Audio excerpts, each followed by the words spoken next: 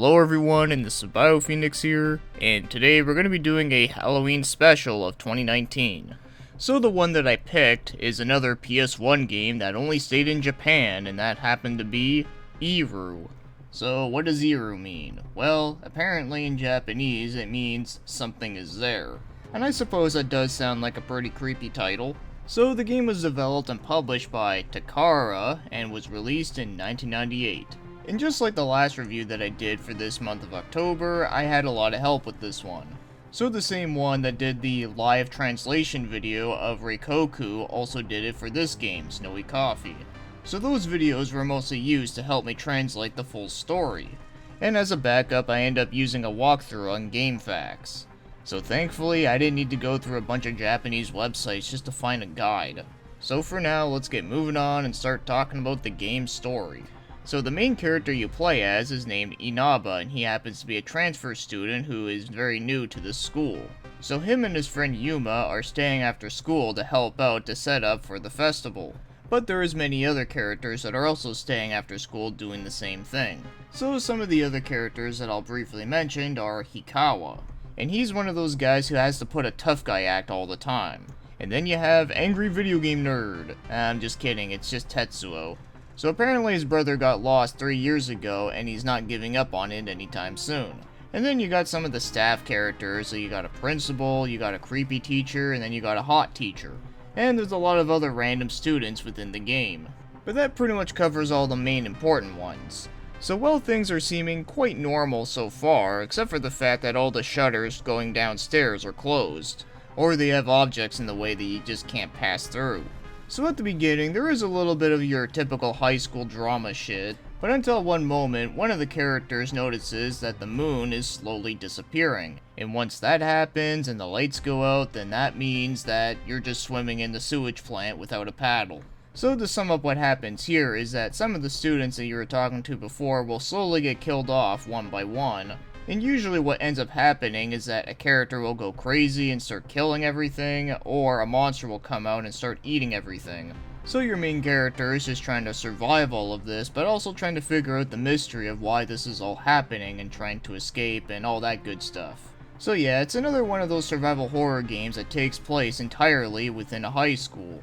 Now, two other good examples I can think of that also have this setting would be Corpse Party and White Day. But the one thing that does make this game pretty interesting, and I can explain it without going into spoilers, is that this game actually does have a little bit of Call of Cthulhu within here. Just as an example, the Hounds of Tindalos makes an appearance. So in case you don't know what the hell that is, apparently it's a monster that hides within the corner of time and space. And they only hunt those who ever sees them. So knowing that, it is a pretty creepy idea of a monster. And as you would expect, there is a lot more to it than that, but I'll just leave it there. So now, as for the main gameplay, so this survival horror is more closer to Clock Tower. So there is no combat within the game, so whenever you are seen by a monster, you have to run and hide. And you do the typical stuff that you do in these games. You pick up items, you read notes, and you use items in certain ways. And whoever you encounter, you have to talk to them. And I have to say, figuring out the puzzles in this game is actually pretty easy, even without knowing Japanese. Because all the puzzles within this game usually involve like just putting an item in a certain place and there you go. So you don't gotta worry about doing a piano puzzle or math or science or some other crazy crap. So it has a lot of your standard adventure survival horror stuff. So now let's start talking about the game's controls, and I have to say, they're okay. So you move around with the D-pad. Unfortunately, there's no dual analog for this game. Circle is the action button, holding down X allows you to move around faster, square opens your inventory, and triangle allows you to duck. L1 and R1 allow you to strafe, which is always good, and looking up and down is with R2 and L2, which, yeah, it's a dated concept, but like I said, there is no dual analog for the game. But I gotta say, moving up and down feels pretty okay, but turning in the game just feels really slow. But if you hold down X and then turn, then it feels a lot better, but still a little bit stiff though. So you really want to take advantage using the strafing in this. So while the turning in this game is pretty slow and stiff, I wouldn't say it's horrible because in this game there's really no action at all, so it's not like you really need some like timed movements or anything. Even when the monsters are chasing after you and once you're in a room trying to find a hiding spot, it really doesn't take much time at all. In fact, I'd say that the timing on being chased is pretty forgiving. So knowing this, I wouldn't say that the controls are bad, but I really wouldn't say that they're good either. I would just say that they're alright for the type of game, but of course it could have been improved upon. So now, let's get moving on to the other things, like the graphics. And the graphics in this game, well, this might surprise you, but I kinda like it. So obviously, yes, it looks really old and outdated and ugly and all that shit. So knowing that it is all of those things, I do find that in its own unique way, it kinda makes the game a little bit more creepier. Like with the game's draw distance, yeah, you can't see a whole lot ahead of you, but sometimes you'll just be walking down a hallway and then out of nowhere you'll just see like a dead body on the ground. And one part in this game that actually did make me jump, believe it or not, was that there was actually a checkerboard maze that you'd walk through, and yeah, it looks confusing, and you'd just turn around a corner and bam, dead guy. It really did take me by surprise, even though I know it's just a bunch of polygons on the ground, but still.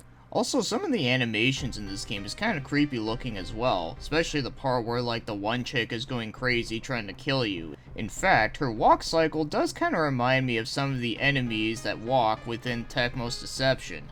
And it wouldn't be a BioPhoenix video if it wasn't for the fact that I mentioned one of my favorite PS1 games with like a totally random ass other game.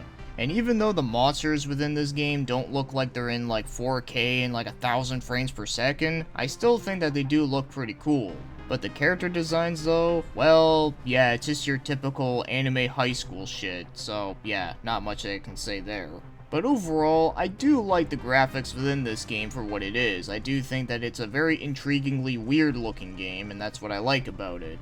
And as for the game's music, I think it's pretty fucking awesome. So I have to say this right now, I cannot find the music for this game for the life of me, so that's a real shame. But from what I've listened while playing the game, I was really liking it a hell lot. So all the music fits the game perfectly, and it really made a big impact on every moment within the game. But it is tough to properly describe this game's music though, because there's not really a whole lot of catchy songs within the game, but I found that all of them just sounded really nice and just really good. So I really do hope that someone out there can heed my call and rip the music for this game and upload it to YouTube. That'd be amazing. But one thing I do want to mention before I move on about the music is that even before when like the lights go out and everything just goes to hell, I do like the fact that like the music when you're like walking around with the lights on, the music is still pretty creepy, so you know that some shit is about to go down. So overall, I really do like the music a hell lot. So now, if you wanted to go out and buy this game, well, the game is pretty expensive, but not as much as I thought it would be. But I would imagine it is a pretty uncommon game because I only found two, and that being for $59.99 and $61.94. So I have to say, I am a little relieved that it's not over $100 or some shit. So yeah, this game is actually a lot cheaper than the last one I did, Rikoku, Laboratory, whatever the fuck. And I say this a lot, and I'll say it again, that if you do want to buy this game to play it, then you have to have a way to play Japanese PS1 games, and also the game is not in English yet. But thankfully, there is an English guide out there done by Snowy Coffee, so I do recommend checking that out if you do plan on playing this game. So now, as for my overall thoughts on ... Iru, is that I actually enjoyed this one. But I have to say, I mostly enjoyed this game for the story, the atmosphere, and the music. So I have to say, the story in this game was actually a pretty good surprise. So first off, I was not expecting this game to have any like Call of Cthulhu vibes to it.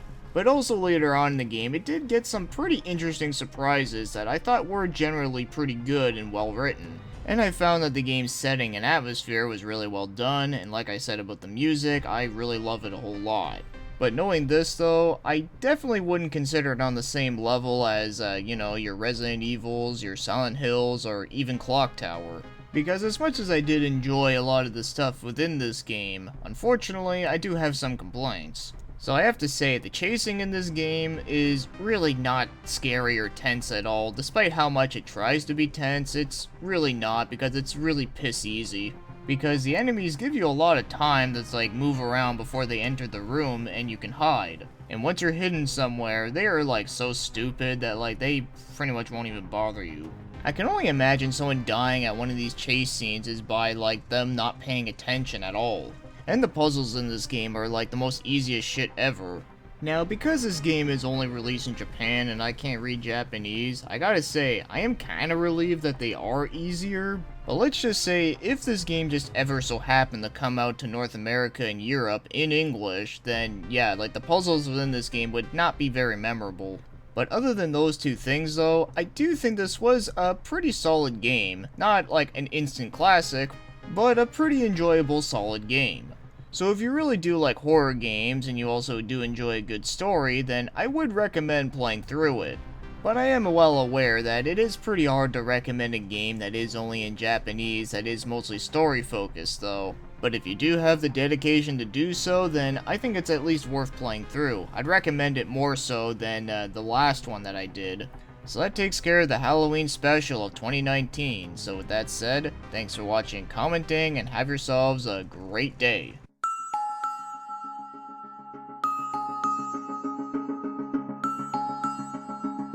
I thought it was fun.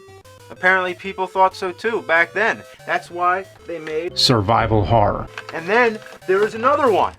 And another one. And another one. And another one. And another one. And another one. There was like 9 million fucking Horror.